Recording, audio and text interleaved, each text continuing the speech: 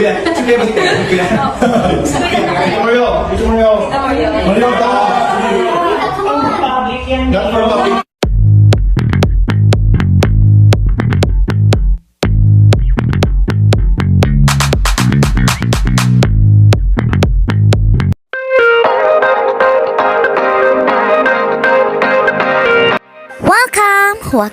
Welcome back again sa aking YouTube channel.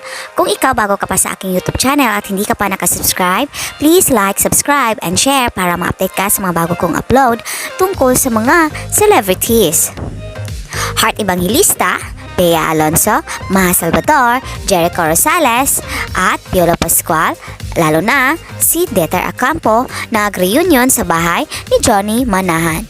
Sa upload ni Heart Evangelista at Bea Alonzo sa kanilang mga IG account ay nag-reunion sila kung saan sila ay under sa management ni Johnny Manahan.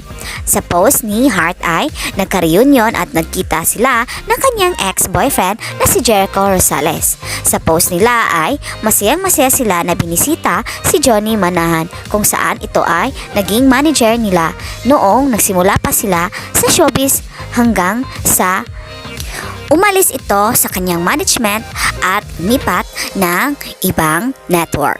Laking pasasalamat nila ni Mr. Johnny Manahan dahil ito ang nagbigay ng paraan para sumikat sila at nagsimula sila sa showbiz.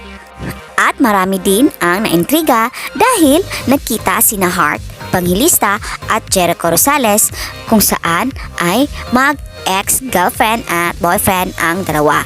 Makikita sa picture na enjoy naman sila. Panoorin natin ang kabuuan ng nasabing video ng pag-reunion nila. At huwag kalimutan maglagay ng komento sa nasabing video.